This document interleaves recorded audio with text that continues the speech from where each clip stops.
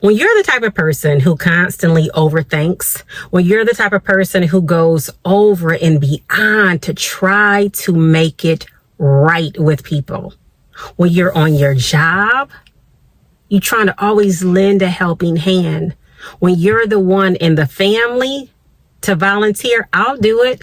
I'll take care of it. I'll be the listening ear. I'll be the doer. Action. Let's say, for instance, somebody texts you. And you're the type, you want to text them back in a timely fashion, respectfully. Let's say that person is in need of help. Let's say they need their tire changed and you just so happen to know how to do it. Let's say they ran out of gas. Let's say they need a ride to the store. Let's say they're having medical issues. Let's say they need prayer in the midnight hour. Let's just say they're having issues and need somebody to listen to, and they know that you're the type of person, you're an emphatic person who listens. You're the type that's loyal. It's not going anywhere. You just try. Let's see, they need somebody to watch over their kids because not everybody can trust people with their kids. That kid needs a ride to be picked up from somewhere. That kid needs an encouraging word. And they know you are the person to do it. Let's just say it's always somebody that's in need. And you're steady giving of yourself. But let's say this time you're the person in need. Let's say you forsake some things as far as like you gave up a job, you gave up your home because you wanted to go the distance to be there for that person for what they were going through. So you said, okay, I'm gonna do this because I am the type of person, I know I'll be able to get another job. I know I'll have a home in no time. Maybe because they gave you a situation where it's like, okay, well, move on in. I'm gonna look out. They telling you all of this, baby, from a distance. They telling you, I'm gonna help you get a job. Oh, this job is gonna be bigger and better. They telling you, just selling you a dream along the way. But you're the type of person who's saying, okay. Let me tell y'all something. When you're just naturally that way and you ain't got to work to be this loyal, honest, forgiving, dismissive of how people have treated you and you still going along with the flow. But when you have that eye-opening experience and you're like, wow, it didn't work out for the things that that person has spoken to you. People wonder why people get on their jobs and have bad attitudes and what they might be going through. But does that mean that they have a right to treat that person that's on the job with them bad because they having a bad day? People don't know if somebody just recently got put out their home, but does that give the person a right to just act like, oh, just get over it when somebody says that to you? God is still in the blessing business. Ain't nothing changed. Because the thing is, there comes a time when you got to wake up. There comes a time when God does speak to you, and it is placed in your soul where God does try to speak to you to say, hey, you might want to rethink that. Hey, you might want to pivot in another direction. Hey, be careful with that person. Not everything they're saying is truthfulness. You got to be aware of these little wolves out here in so-called sheep clothing. There's little wolves out here. Even in your very family, you got to be aware. Even your kids can rise up against you. Here, you've done all that you can to be the best parent that you know how to be. Parents can rise up against you. Nieces, nephews, people can rise up against you. Not everybody is of a good heart. Does that mean you're supposed to just lash out? Nope.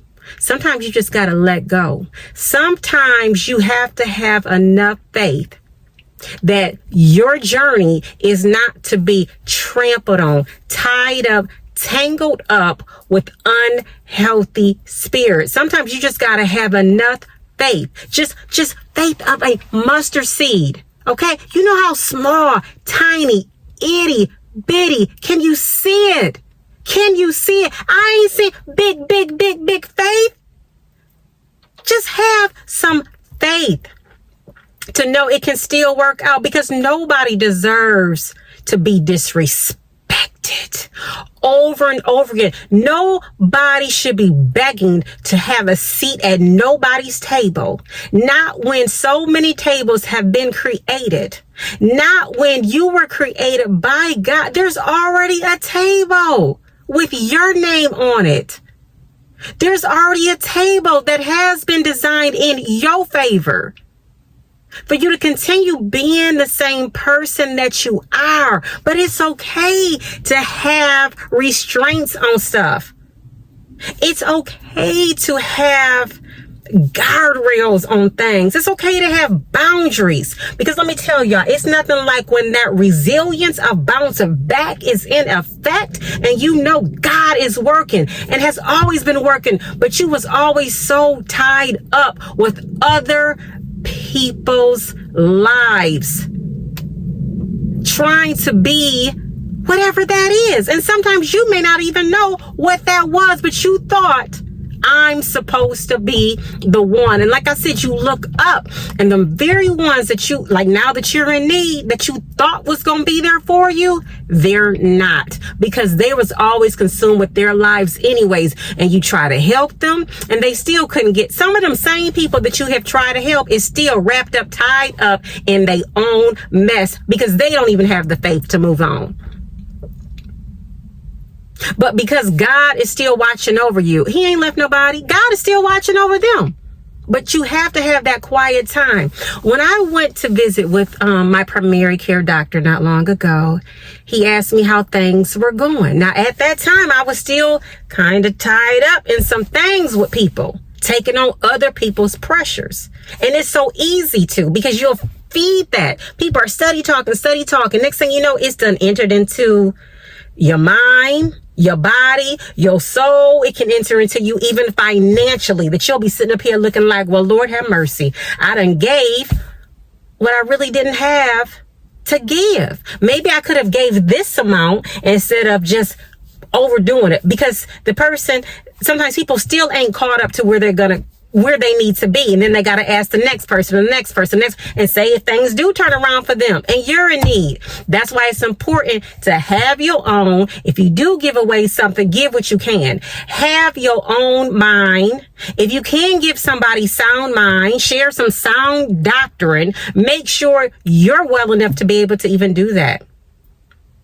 If you even do have something to say, encouraging, uplifting, to help uphold, make sure you are in a good space, because I'm gonna tell you, before you know it, this stuff can get turned around on you. You the one that's without the job. You the one that's homeless. You're the one that's experienced your kids, grandkids, nieces, nephews, whoever is rebelling like no other. And you still carrying it on because you're listening to them about their issues, when a lot of times what we need to do is just leave it there. Lay our burdens down. Give it over to God. Let God work it out. But in the meantime, take care of ourselves. Take care of our own mental health. Start making decisions that is best for us. Because at the same time, if you cannot help yourself, first and foremost, let's talk about self-preservation. How in the world is you going to help somebody else? Because people can see through that. People can see. Help yourself. So yes, when I went to the doctor for my primary care visit, my checkup, he's like, how are you doing? I'm like, I'm okay. He said, have you started meditating? I said, to be truthful with you, not yet. He said, okay, I just went to a conference. He said, I've heard this before, but I'm really pushing this now. I said, okay, you went to a conference. That's great. That's okay. Right. Okay. He said, it's not that I'm diagnosing a person who's diabetic. It's not that I'm diagnosing a person who has cholesterol issues. It's not that I'm diagnosing a person that has blood pressure issues. Although he is, but he said, I can give you a pill. I can prescribe this. I can prescribe that. I can for all these chronic issues. He's telling me all this. And I'm thinking, okay, that's great. You know, you're a doctor. Yes, doctor, you are licensed to prescribe whatever medications we gonna discuss here, but it's really no reason for us to discuss any. That's what I'm thinking. He said, okay, stress. Do you know the effects of stress? So I'm looking and I'm listening. I'm like, oh, shoot. Now he about to call me out. Now I'm about to feel the effects of this conversation, because now it's hitting home. He said, I'm going to tell you how to go about stress. I mean, he started he told me, taking on other people's stress. He's telling me I have a choice. And I know all of that. But I guess sometimes we have to be reminded, and whether or not if we want to take it seriously. Don't live your life taking on, especially grown people's stress. You're a grown person. You're an adult. We carry enough as it is. But there is a remedy to this. And I am honestly at that point. I'm study getting to that point. And when God gives me a word, I have to share. Not only do I have to share, it convicts me to be in tune. I have to ask for forgiveness, not getting so consumed with celebrities' lives when I have a life to live. When I have a word, when I have an opinion, when I have something to say just about life. Celebrities, they're real people themselves. They have a life to live. They got whatever pressures they have on them. We are who we are. So if you don't always get an update about, opinion about this celebrity or this so-called celebrity, sometimes, I'm at a point now where it's like, okay, if God gives me a word, I'm going to have to share it. It has to come before all the rest of those conversations. Right now, it's about some personal self-help development. This is life. And as long as we here, long as we still got breath in our bodies, it's always work to do.